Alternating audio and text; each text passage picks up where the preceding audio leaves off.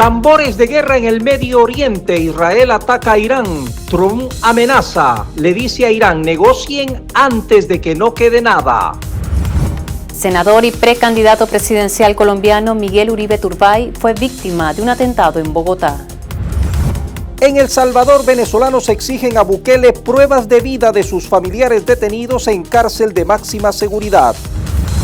Autoridades venezolanas han detenido a 58 personas y cerrado 12 páginas web vinculadas a mafias que operan con el dólar paralelo. Vinotinto con chance en repechaje, baloncesto sub-17 al Mundial y prueban innovaciones en el Mundial de Clubes. Y al cierre de esta edición les contaremos qué país prohibirá desde el próximo 1 de julio fumar cerca de niños en ciertos espacios públicos.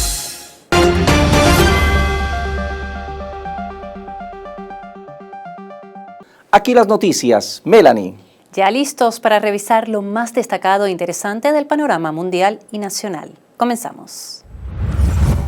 Estados Unidos obtuvo nueva información de inteligencia que sugiere que Israel se prepara para atacar instalaciones nucleares iraníes, incluso mientras la administración de Donald Trump busca un acuerdo con Teherán.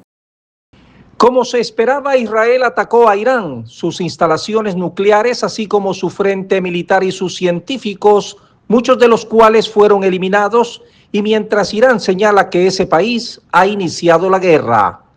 Mientras multitudes marchan en Irán pidiendo castigo contra Israel, la Unión Europea llama a la contención. El ataque que se esperaba pero no se sabía cuándo era inminente ante la salida de funcionarios de la Embajada de Estados Unidos, tanto de Irán como de Irak.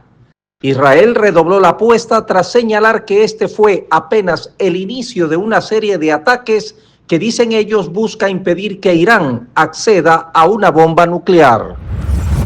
La violencia política vuelve a estremecer a Colombia. El pasado 7 de junio, en un acto político en Fontibón, Bogotá, el senador y aspirante a la presidencia por el principal partido de derecha del país, Miguel Uribe Turbay, fue víctima de un brutal atentado. 2 disparos a quemarropa lo dejaron gravemente herido.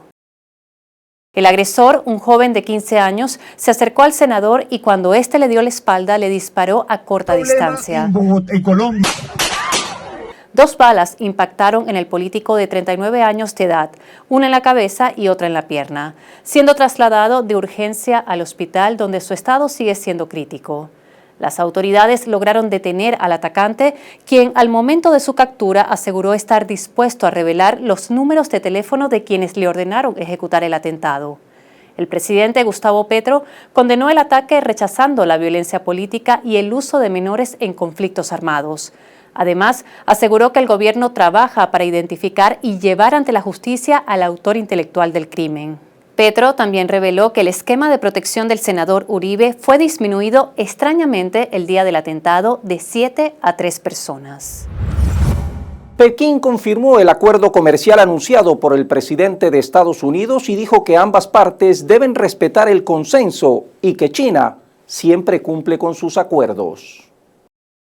El acuerdo alcanzado después de que Donald Trump y el presidente de China, Xi Jinping, mantuvieran diálogos vía telefónica, supone una delicada tregua en una guerra comercial entre las 2 mayores economías del mundo. Como parte del pacto comercial aún pendiente de aprobación, Estados Unidos impondrá un 55% de aranceles sobre Pekín, que a su vez mantendrá un 10% de gravámenes a Estados Unidos.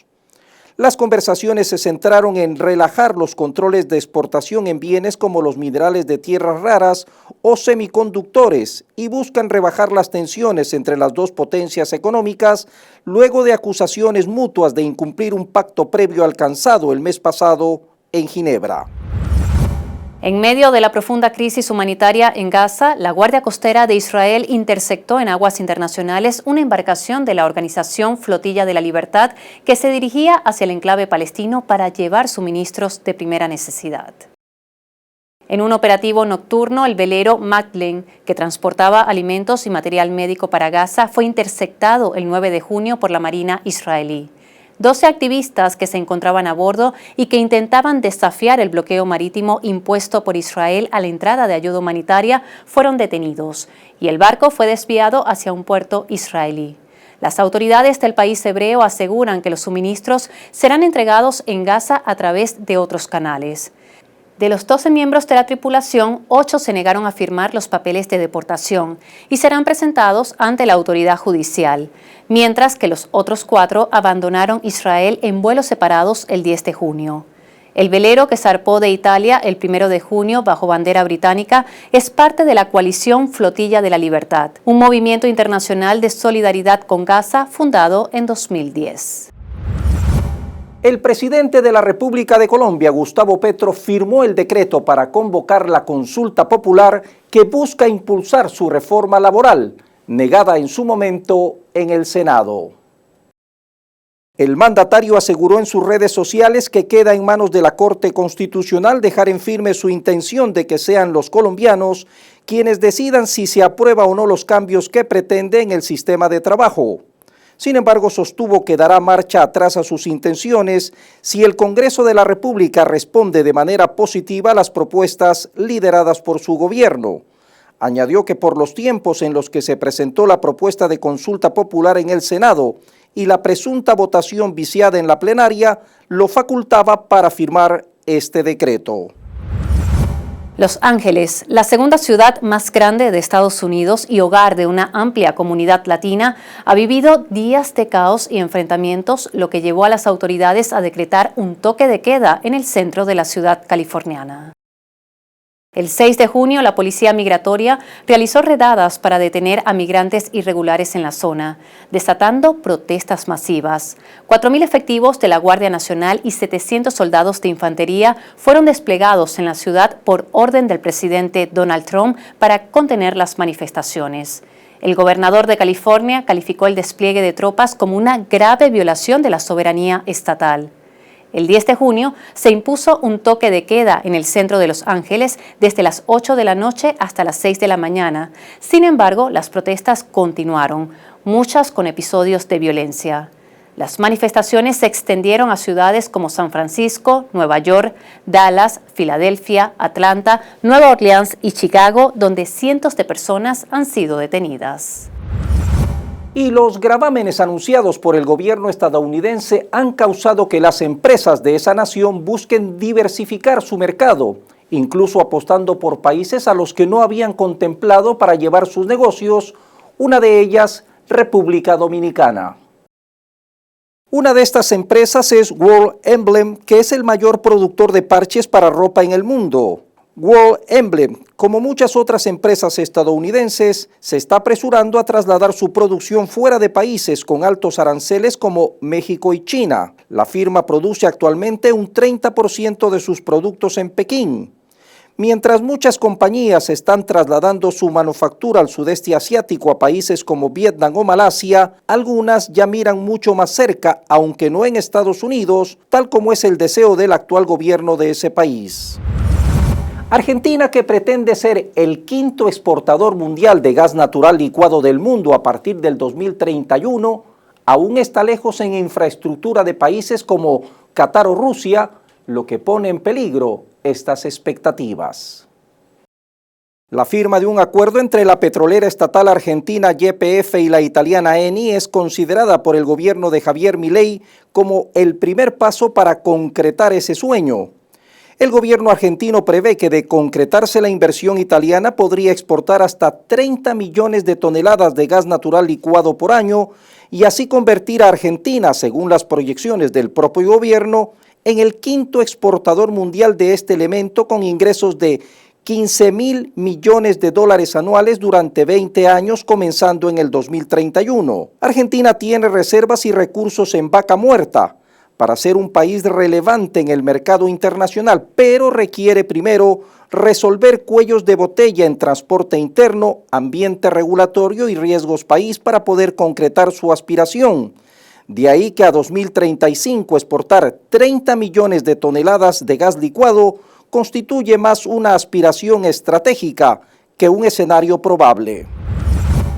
Rusia y Ucrania realizaron el primer intercambio de militares menores de 25 años y de caídos en combate, según lo acordado el pasado 2 de junio durante las negociaciones directas en Estambul. El Ministerio de Defensa ruso informó que el 9 de junio un grupo de soldados regresó del cautiverio ucraniano, sin precisar el número exacto. Moscú aseguró que entregó una cantidad equivalente de prisioneros de guerra ucranianos. El 11 de junio, Rusia entregó a Kiev 1.212 cuerpos de militares caídos y recibió 27 soldados rusos fallecidos tras un retraso de 4 días. Ucrania no acudió el 7 de junio a la zona de intercambio, donde Moscú trasladó el primer lote de los 6.000 cuerpos que se comprometió a entregar. Desde Kiev aseguraron que la fecha de recepción no había sido establecida. El 12 de junio comenzó el intercambio de prisioneros de guerra gravemente heridos. Cuanto más tiempo pasan los niños mirando una pantalla, más probable es que sus acciones y sentimientos no cumplan con las expectativas para su etapa de desarrollo. Según un metaanálisis de 117 estudios de menores de 10 años y medio, cuando comenzó esta investigación. Según la Asociación Estadounidense de Psicología y su revista, los problemas socioemocionales incluyen ansiedad, depresión, hiperactividad y agresividad. La asociación fue pequeña pero significativa, especialmente en niñas. Los estudios fueron diseñados de diferentes maneras, pero el panorama general mostró que surgieron problemas cuando los niños menores de 2 años tenían cualquier tiempo frente a una pantalla, excepto las videollamadas, y cuando los niños de 2 a 5 años tenían más de 1 hora por día frente a una pantalla, y cuando los niños mayores tenían más de 2 horas por día frente a una pantalla. Los niños que dedicaban mucho tiempo a los videojuegos corrían un riesgo especial, y los niños de 6 a 10 años eran más propensos a desarrollar problemas socioemocionales que los niños de 5 años o menos. Colombia vivió un día de terror con 24 atentados en los departamentos de Cauca y Valle del Cauca que dejaron 7 muertos y 28 heridos, provocando pánico y terror en la población. Los ataques que se registraron el 10 de junio incluyeron 4 vehículos con explosivos, 3 motos bomba, 10 lanzamientos de artefactos explosivos y 4 ataques con armas de fuego. También se hallaron cilindros bomba en plena vía pública. La noche anterior, 6 atentados fueron neutralizados en la región y 2 sujetos que preparaban artefactos explosivos fueron capturados. El Ministerio de Defensa colombiano calificó estas acciones como una reacción desesperada de los grupos armados ilegales ante las operaciones de la fuerza pública que han golpeado sus estructuras y economías ilícitas. Según informes de inteligencia militar, los responsables de estos atentados serían las disidencias de la FARC. Vivatech 2025 redefine el poder global de la inteligencia artificial como uno de los encuentros tecnológicos más relevantes del año en la agenda global. Marcas de gran renombre como OpenAI, DeepMind, Microsoft, Meta, Google, Nvidia, Mistral y Alibaba la posicionan en su real nivel. La cita efectuada en París no solo reunió a los grandes nombres de la inteligencia artificial, sino que reordenó el mapa de poder tecnológico global. En plena carrera por el liderazgo e innovación, el evento anticipó el futuro en muchos aspectos y vislumbra las decisiones claves en este campo para los próximos años. Más que una feria tecnológica, demostró ser el espacio donde las grandes corporaciones, los inversores y quienes se mueven en este campo pongan los ojos del mundo, tanto la tecnología como la digitalización del futuro, pero el día de hoy. Más de 10.000 personas, entre ellos líderes mundiales, se reúnen en Francia para la mayor conferencia sobre los océanos jamás celebrada. El evento tiene lugar cuando apenas un 2,75% de los océanos del mundo están actualmente protegidos de manera eficaz, como actividades extractivas muy por debajo del objetivo mundial que contempla un 30% al 2030. Con el aumento de las amenazas del cambio climático, la sobreexplotación de los recursos marinos, así como la contaminación, destacados expertos marinos instan a los gobiernos a aprovechar esta oportunidad para proteger los frágiles ecosistemas submarinos. La Corte Suprema de Justicia de Argentina ratificó el 10 de junio la condena por presunta corrupción contra la expresidenta Cristina Fernández de Kirchner, principal figura de oposición al gobierno de Javier Milei. A sus 72 años, la exmandataria ha agotado todas las posibilidades de apelación y deberá cumplir la condena de 6 años de prisión e inhabilitación política de por vida. Fernández denuncia una persecución política y vincula el fallo con su reciente anuncio de ser candidata a diputada por Buenos Aires. Su defensa pidió arresto domiciliario y apelará la sentencia ante instancias internacionales. El Congreso de Perú aprobó un proyecto de resolución que plantea la inhabilitación política por 10 años del expresidente Martín Vizcarra por haber disuelto el Parlamento en septiembre del 2019, sumando así al exmandatario su tercera sanción de este tipo. La resolución aprobada establece que Vizcarra infringió el artículo 134 de la Constitución al cerrar el Congreso en el 2019, interpretando de forma indebida una cuestión de confianza planteada poco antes por su ejecutivo con el fin de detener la designación de unos magistrados. 10 personas murieron y 11 resultaron heridas durante un tiroteo en una escuela en la ciudad austríaca de Graz. El suceso ocurrió el 10 de junio en horas de la mañana y ha sido calificado por la prensa local como uno de los peores tiroteos masivos en la historia del país. El presunto autor de la masacre, de 21 años, sería un ex alumno de la institución quien luego de cometer el delito se suicidó en un baño del edificio escolar. Las investigaciones para determinar el motivo continúan. Durante un registro en la casa del perpetrador se encontró una nota de suicidio y una bomba de tubo que no funcionaba. Las autoridades declararon 3 días de luto nacional. España, el Reino Unido y Bruselas han cerrado un acuerdo histórico sobre el peñón de Gibraltar.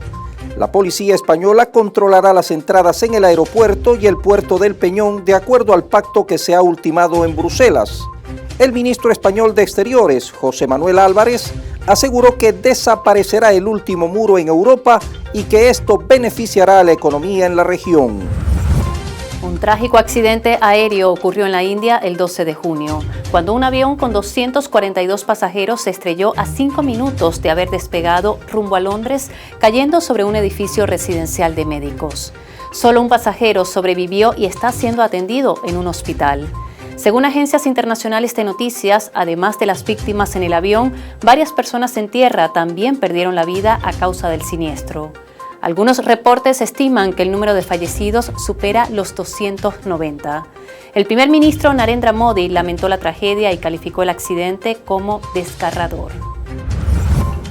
Khaby Lame, que con millones de seguidores es la personalidad de TikTok más popular del mundo, abandonó Estados Unidos tras ser detenido por agentes de inmigración en Las Vegas por presuntamente sobrepasar el plazo de su visado. El influencer senegalés italiano, cuyo nombre legal es Seringe Caban Lame, fue detenido en el aeropuerto internacional Harry Reid, pero se le permitió abandonar el país sin una orden de deportación. Luego de 5 años de pausa, Rusia y la República Popular Democrática de Corea reanudarán el 17 de junio la ruta ferroviaria directa más larga del mundo. Se trata de un servicio de tren de pasajeros que conecta Moscú con Pyongyang y que se había suspendido en febrero de 2020 debido a la pandemia de COVID-19. La travesía cubre más de 10.000 kilómetros con una duración de 8 días e incluye más de una decena de estaciones. 4 policías muertos y varios heridos es el saldo de los enfrentamientos registrados entre uniformados y campesinos seguidores del expresidente Evo Morales que bloquean carreteras en Bolivia, según informó el presidente Luis Arce. Grupos de partidarios del líder cocalero protestan contra la gestión de este, a quien culpan de la crisis económica y de manipular las instituciones para dejar al exgobernante fuera de las elecciones el próximo 17 de agosto. El primer ministro de la India, Narendra Modi, inauguró el 6 de junio 2 impresionantes puentes ferroviarios que fortalecerán la conectividad en la región de Jammu y Cachemira, en el norte del país. Se trata del puente Chenat, el puente de arco ferroviario más alto del mundo, construido a 359 metros sobre el río que lleva el mismo nombre, y el puente Anji, el primer puente ferroviario atirantado de la India. Durante el evento también se dio inicio a la operación de nuevos trenes que optimizarán los desplazamientos en la región, reduciendo los tiempos de viaje y fortaleciendo la infraestructura ferroviaria nacional. El Tribunal Supremo Federal de Brasil formó mayoría a favor de que las plataformas digitales puedan ser responsabilizadas civilmente por no retirar contenidos ilícitos publicados por sus usuarios, incluso sin una orden judicial previa. La única excepción serán los delitos contra el honor, que seguirán exigiendo una decisión judicial específica. La decisión se da en el marco del juicio sobre la constitucionalidad de ciertos artículos del Marco Civil de Internet vigentes desde el 2014.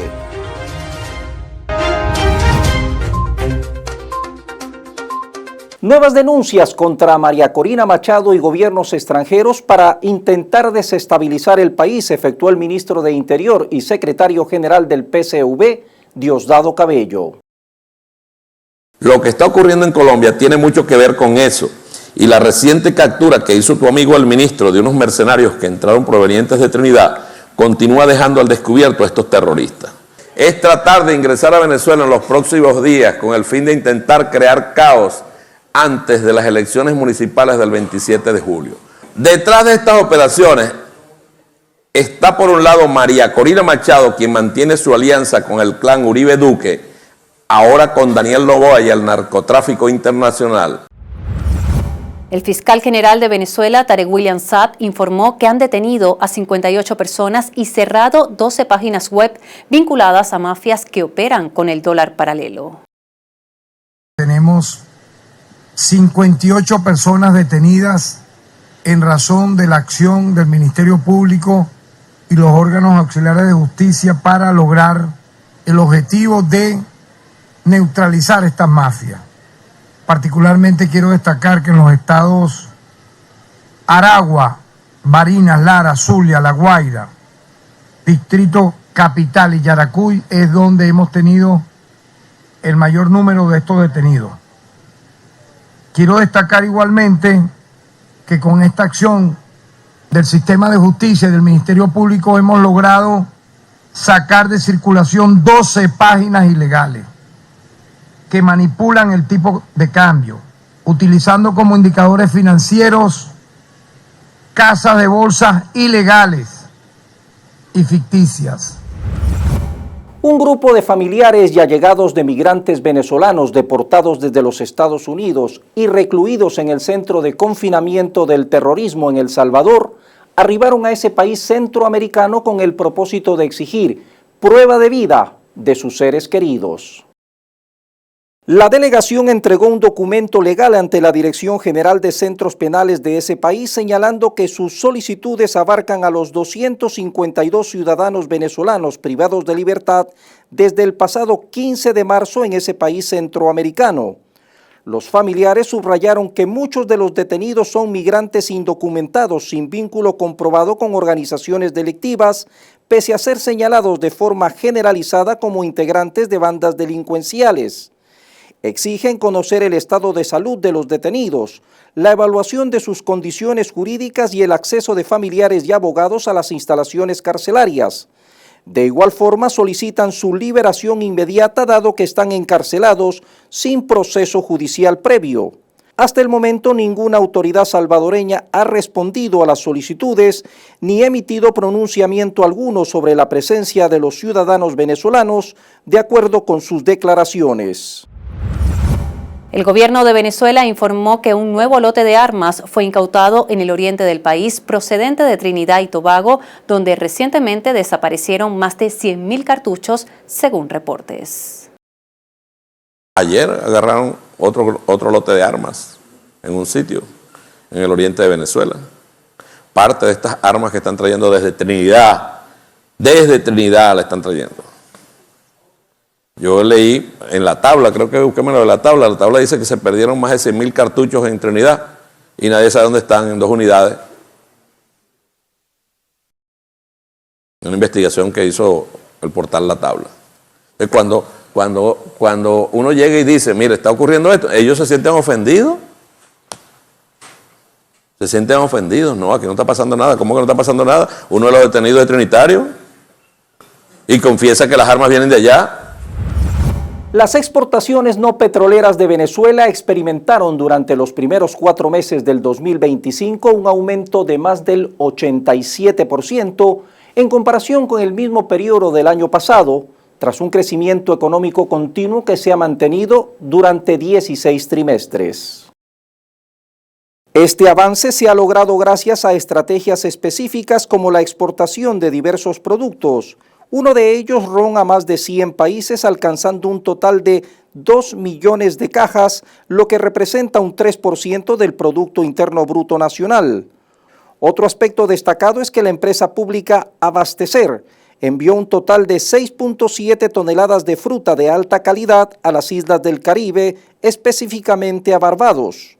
Por su parte, la Corporación Socialista del Cemento también se destacó al registrar un récord de 15.000 toneladas de cemento en mercados internacionales.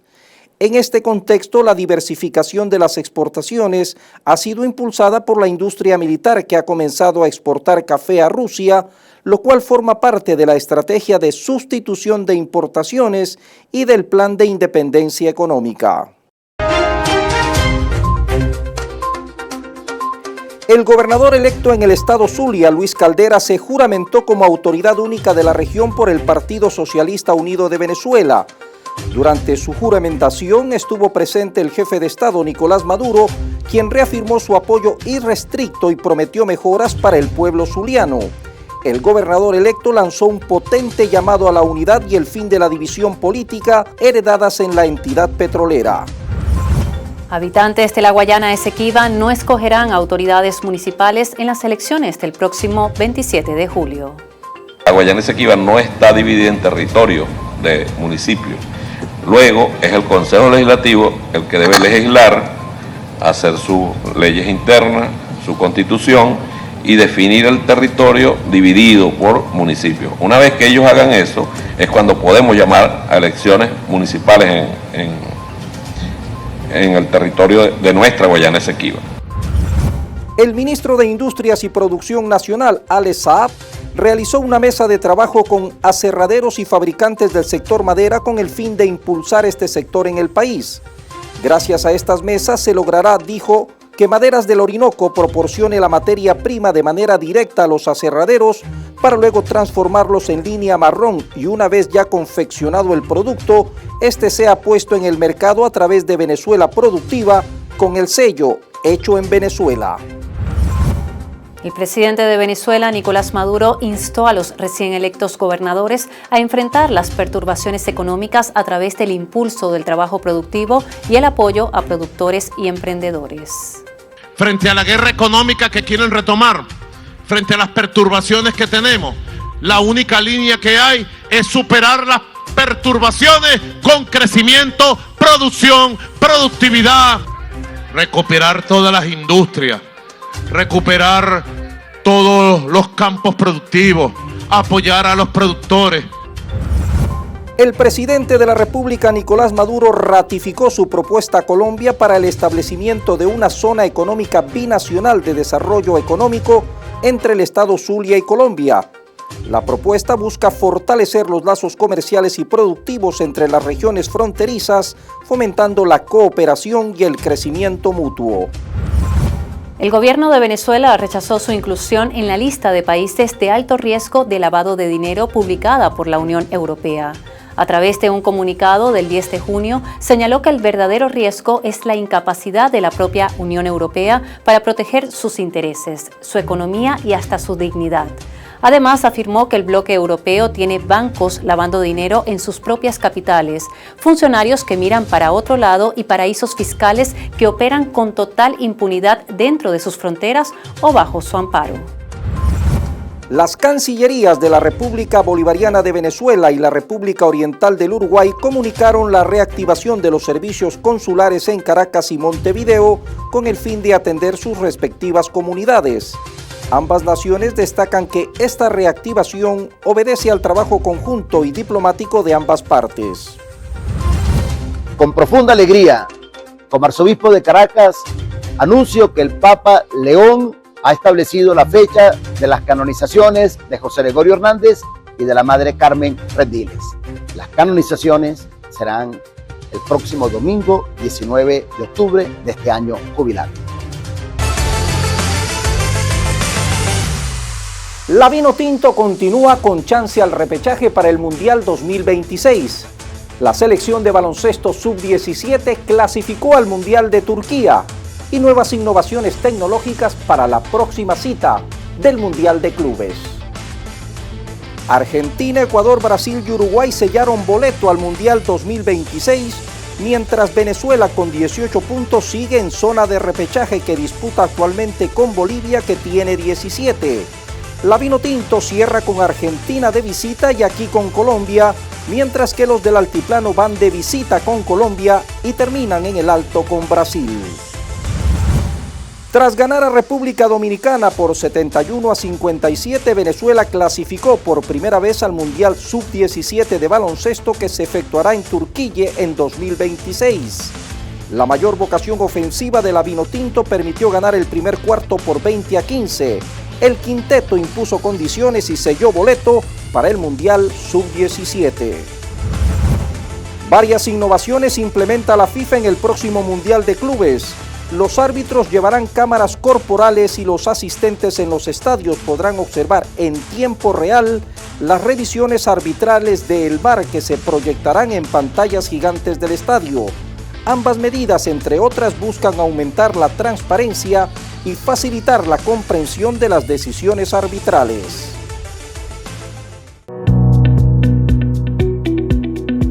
A partir del próximo 1 de julio, los fumadores en Francia deberán adaptarse a nuevas regulaciones que prohibirán el consumo de tabaco en playas, parques, zonas escolares y cualquier espacio donde hayan niños. Algunos municipios ya habían implementado medidas similares, pero ahora la restricción se aplicará a nivel nacional, aunque los cigarrillos electrónicos quedarán excluidos de la norma. La ministra de Trabajo, Sanidad, Solidaridad y Familias, Catherine Vautrin, precisó que playas, parques, jardines públicos, zonas escolares, paradas de autobús e instalaciones deportivas estarán libres de humo en toda Francia, dejando claro que donde hay niños el humo del tabaco debe desaparecer. Además, enfatizó que la libertad de fumar termina donde empieza el derecho de los niños a respirar aire puro. El incumplimiento de la normativa se sancionará con una multa de 135 euros. El objetivo final es ambicioso: lograr una generación libre de tabaco para 2032. Y cada 14 de junio se celebra el Día Mundial del Donante de Sangre, proclamado por la Organización Mundial de la Salud.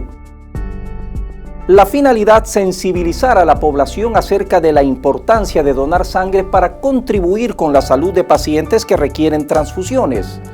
La fecha de esta efeméride conmemora el nacimiento de Karl Steiner, patólogo y biólogo austriaco que descubrió y tipificó los grupos sanguíneos, motivo por el cual se le concedió el Premio Nobel de Medicina en el año de 1930. Tener acceso universal a transfusiones de sangre segura, Melanie y amigos, es tarea de todos. Así la dinámica global esta semana. Nos vemos en una próxima edición.